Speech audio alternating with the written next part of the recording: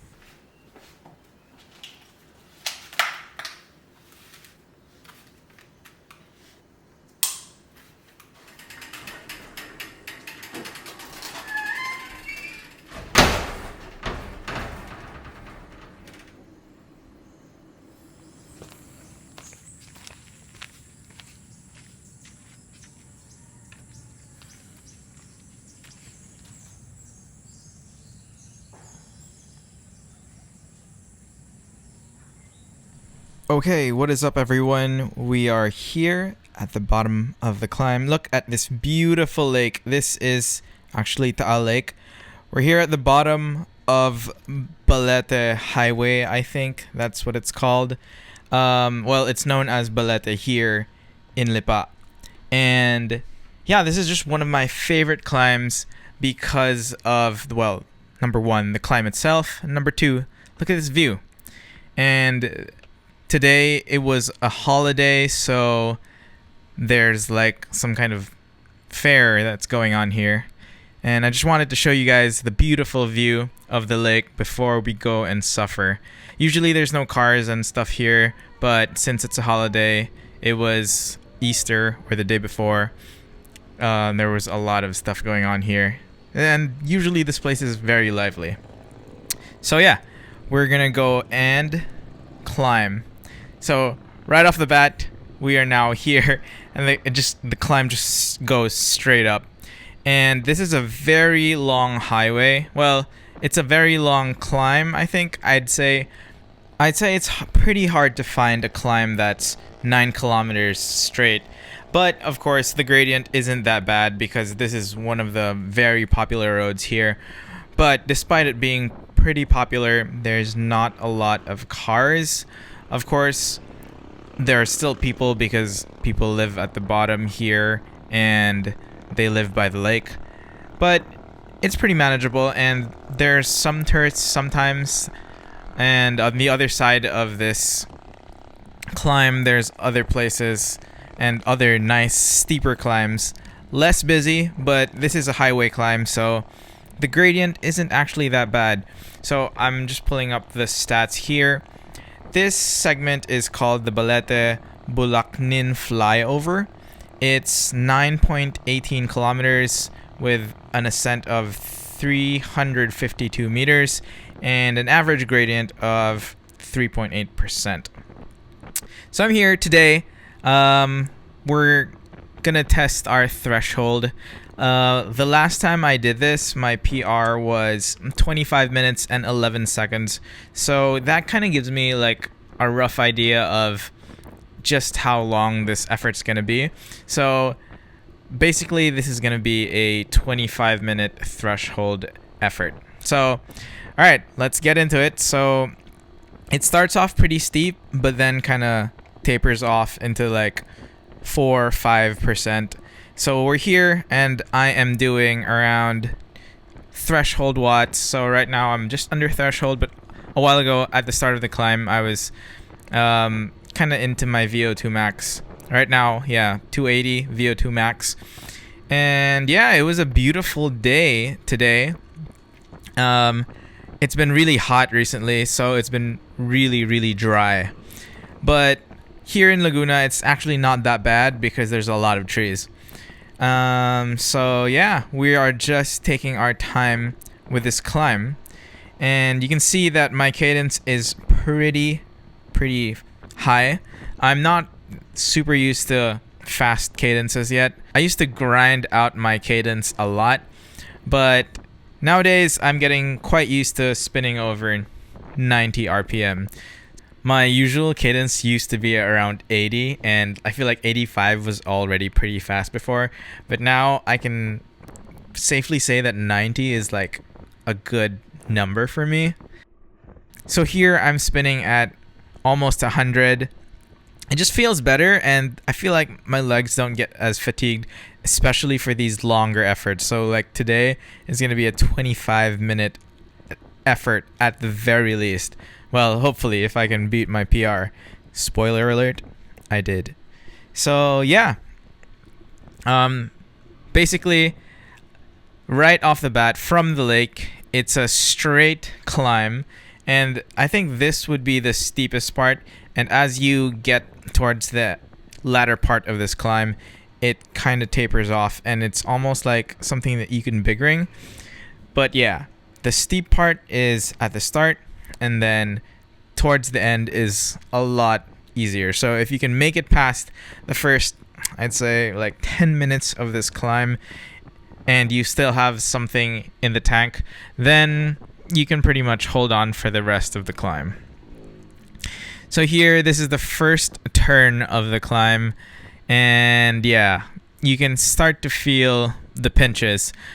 This climb actually isn't that windy, which is why it's really fun to descend, because it's just straight. So if you like just going straight, then yeah, this is a fun climb. And the highway is 4 lanes, so it's pretty safe. I mean, in terms of like not having to share with cars. So yeah, this is the part where it gets kind of windy. My goal here is to sit at my threshold watts of around 250, and yeah, I think I'm doing a pretty good job at this point. Looking back at the power file, I'm gonna spoil it. I sat at 247 for this entire climb. This goes all the way to the flyover that goes over the main highway. I think Start all the way is the highway that it goes over, and then it's towards the end. You'll see it's just like an uphill sprint. But yeah, now off the asphalt, and then now this part where it gets quite windy is concrete cement. So it's not horrible. It's not like the kinds that you see on super used highways. It's actually quite bearable, so the rolling resistance isn't that bad. So yeah. And because today, well, this weekend was a holiday. It was Easter when I did this. So there's not a lot of cars, so I was taking pretty nice lines, like in the middle of the road. You can see here that when it's turning, I'm like hugging the middle lane so that I don't have to go on the longer side, and I can carry my momentum a lot better than if I were to do the entire circumference or like the length of the road. So yeah, now we're here at 186, 187 beats. That's pretty much my lactate threshold heart rate, which has been increasing. So yeah, but so if I went above that, then I would soon pop. So yeah, I'm just like towing the line here and just trying to hold on. RPE here wasn't that bad, honestly, because I was kind of spinning it out, and I'm getting a lot better at spinning it out. It like the fatigue in the legs and the lactate buildup, it doesn't feel as bad as if I were on a harder gear. So too bad there's no data for the DI2 here, because you'd see that I was almost like cross-chaining but in the small ring. So that might be a sign for me to probably get a bigger chainring, maybe 5236, as I said in the last video. So yeah, here now, this part, it gets pretty much straight, and although of course you can't see all the way to the end, but it's not windy anymore, so it's pretty easy to just go on autopilot and zone out and really sit in that effort. Yeah, in my head I was just thinking, wow, it's such a beautiful day, but of course still suffering, but like the enjoyable kind. I don't know, like I kind of enjoy suffering on the bike. I'm pretty sure if you enjoy cycling, like some of you may understand that feeling of just like putting it all out there and just seeing what you're capable of. Yeah, I don't know, I just find it fun, and I like the discomfort and the pain of like your heart like pumping so fast and like almost feeling like you're gonna explode. It's just fun. Yeah. So this part, the outermost side of the road is concrete and the middle is asphalt. So of course, rolling resistance, I'm gonna sit on the very edge of the asphalt as not to anger the cars, but also as to get the best rolling resistance.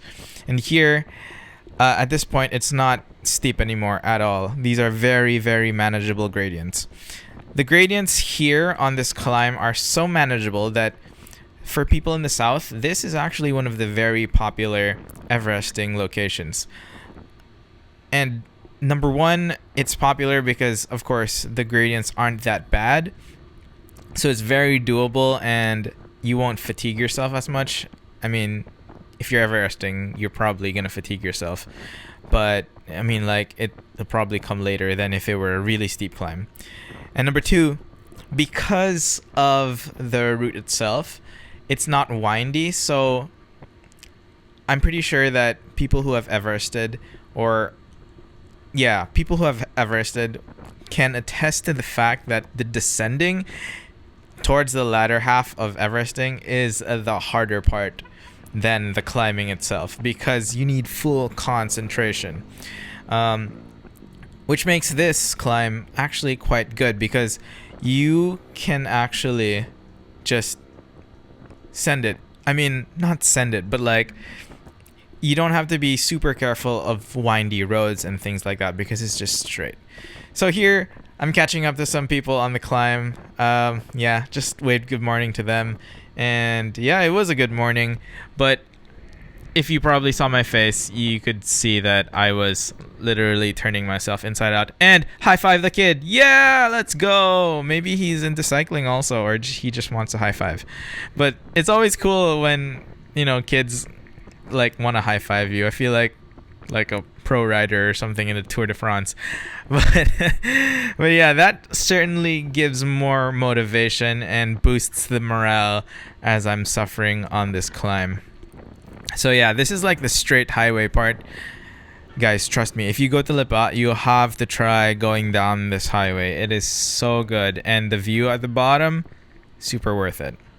The water was just so still on that day. There were lots of people swimming, and it was quite serene, and you have a really, really nice like bottom level view of the Taal volcano. It's a different view from the one you get in Tagaytay, because the one in Tagaytay is from the top, but this one is from the bottom, and you can see it's a direct line of sight to the crater itself. So here, it's pretty chill, but it gets a little steep. So in the windy bits, it gets steeper. There were a bunch of other guys on this climb with me on this day. But yeah, it's a very popular spot. I've actually met some friends on this climb. I just like to go up to random people. Hashtag extrovert. I'm an introvert, guys. But like cycling kind of makes me extroverted. I just feel like some sort of connection with everyone who's on two wheels, like on a bike. It's just fun, and you kind of feel like you're all friends. So here I am powering through the steeper bits.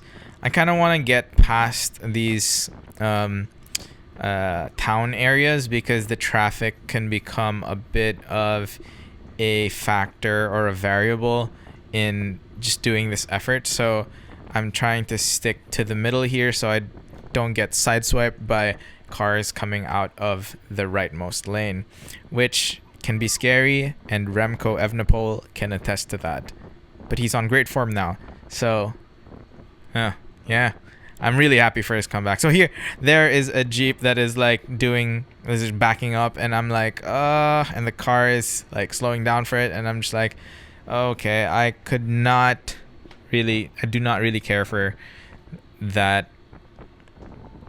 And I was like just trying to be careful. So yeah, the car passed, and it was a safe pass, so it's all right. Usually, on the way down, I'd stop at one of these sari stores to fuel up, but I've found that I like to fuel at the bottom and like just soak in the vibes of the lake. Usually, like the nice vibes are at the top of a climb, but this one, it's at the bottom of a climb. So yeah, now I am out of that town area and back to where there are less cars, and I can kind of zone out on this effort. So right now I'm pushing it over this just to gain some momentum, and right now I'm at 192, so that's pretty high for me. I'm not sure, I don't remember what my heart rate maxed out on this effort as, but yeah, I'm kind of happy. Like, I'm getting quite used to these longer efforts since I've switched up my training from like shorter intervals to these longer threshold intervals, and I've been more comfortable with like 10 minutes, 15 minutes, 20 minutes, and it's fun to do it indoors and then test it outdoors. So this is one of those tests. I've never actually done a 25-minute effort, but I've done a couple 20-minute efforts, so I kind of have an idea of like where I stand or where I sit on the saddle in terms of what a 25-minute effort would be like and how that would feel like as well.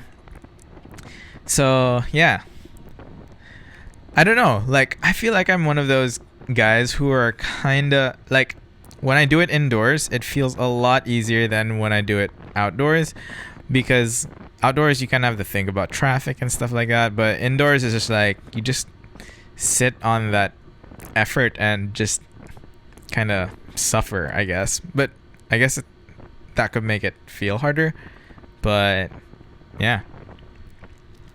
Anyway, this part, it's kind of undulating at this point. It's still a continuous climb, but there are sections where you kind of get some rest because the gradient isn't that steep anymore. So here I'm trying to power through this part so I could kind of roll into the next steeper bit. And here there's usually a checkpoint back when it was the pandemic, but nowadays there's no more checkpoint. That's just what I remember from this climb. I've done this climb quite a number of times, and I remember the first time that I went down this climb, I was on a time trial bike with rim brakes, which was probably not ideal. I didn't really know what I was getting myself into. I just followed my friends, but it's always good to kind of know where you're going. I didn't crash or anything, but it was just not comfortable. So yeah, back here now, more houses of people, so there are cars parked on the outermost lane, so I have to stick to the middle lane. I am so sorry at cars who are trying to pass, but luckily there are not a lot of cars trying to pass on this specific day. Where are we at now? We're about a little bit more than halfway through the climb, and at this point the climb is easy. It's just a matter of sitting on that power and just dieseling it all the way to the end. There's no more bits that are gonna push you any more uncomfortable than you already are. So yeah, it's just a continuous effort all the way. So yeah, it was I was actually quite lucky that the sun kind of like hid for a bit towards the end of this climb, because as you can probably see, I am sweating my ass off. Like, there's a continuous stream leaking down my face. And yeah, it is needless to say, my mechanic does not enjoy when I bring my bikes for servicing. And that is because I am a really, really salty sweater. Like, usually on a hot day, you'll see all the salt marks on my bibs, especially if I wear black bibs. Yeah, it's not good for the components. So, yeah, here it is asphalt. Thank you, Lord. This is one of the reasons why I love this climb. Nice asphalted roads means nice, smooth pedaling. So here I'm taking a sip from my water. I filled up at the bottom, so I still have a full bottle of water. So kind of make sure that I have something to drink throughout the climb. But also, another thing is, like, if your bottle is full at the bottom, then you'll be heavier. But I guess there's some kind of trade-off that's happening there.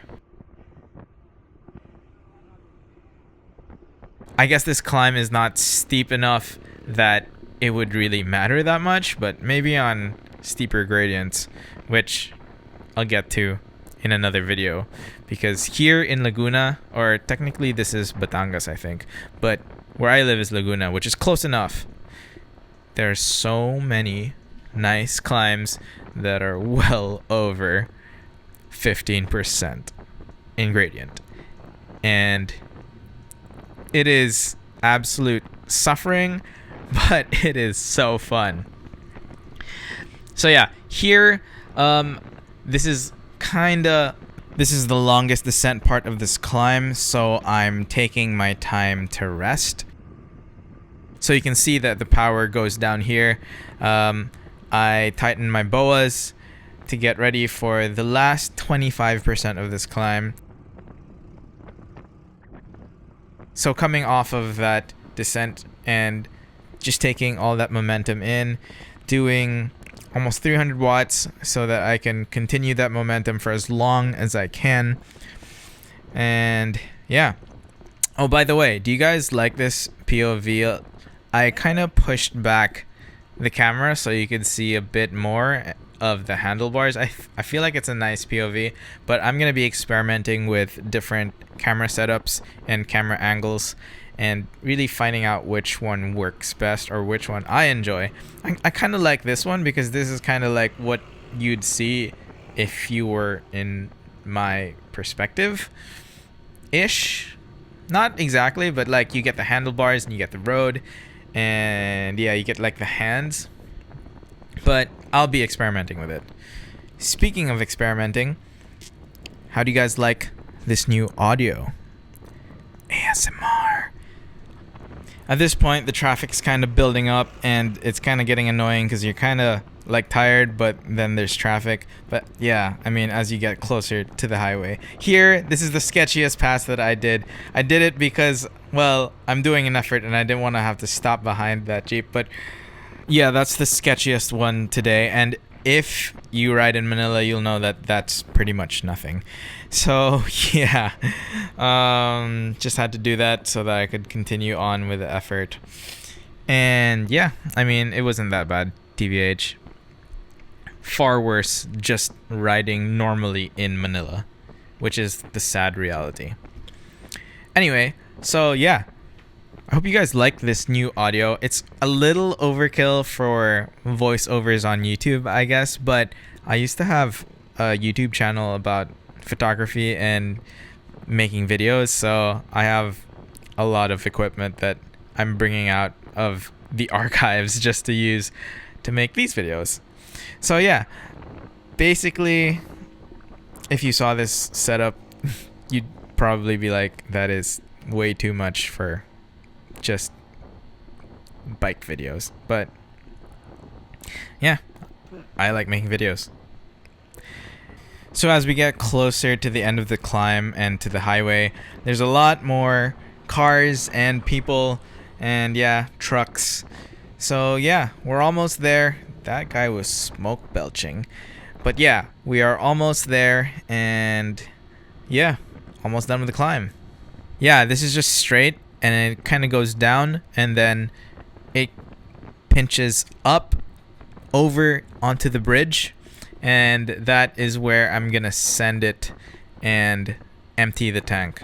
Well, TBH, not to flex or anything, but I kind of didn't empty the tank on this effort, or at least I felt like at the end I could have given it a bit more, which is good because I'll probably come back here with my Super 6 Evo and maybe set a better time.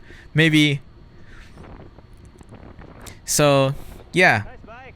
At least I kind of know that there's still some headroom with my current fitness in terms of setting up better time for this climb. So yeah, we are almost there and you can see in the distance that the end is near. And I'm just like, okay, this is it. Getting ready to just give one last push to the end and finish this effort. So yeah, I hope you guys enjoyed this one. This was quite an enjoyable climb for me, and I definitely will be going back with my other bike to see if I can set a better time. So you can see over there in the distance is the finish, just past those two other cyclists. So here I'm just like, okay, time to try to empty the tank, or at least what felt like it. Standing out of the saddle now and just giving it the beans. Thankfully there was no traffic coming from either side, and yeah, just standing and just like emptying or almost emptying the tank. So yeah, bike throw to the line. I'm not really sure where the line is exactly. It's somewhere on this bridge, so I'm just continuing to pedal all the way down. And yeah, after this I went to do some zone 2 and just rounded off the day with about 3.5 hours on the bike. It was quite a nice day, a good day on the bike. And yeah, I'll see you guys back at home.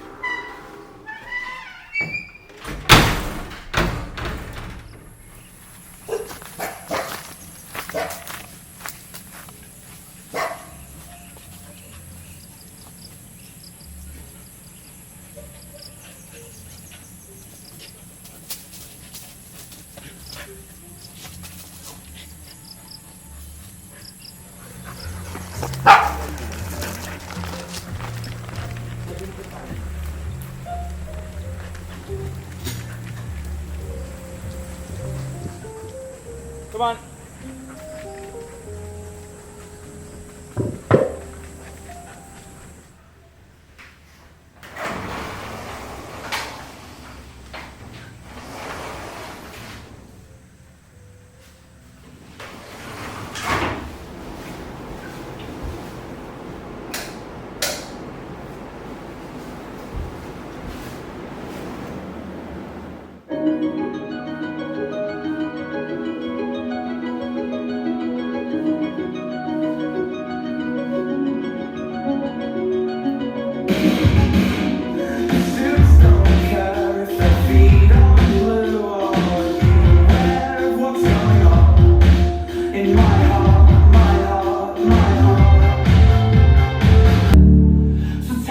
Sweetheart, did they teach you all of this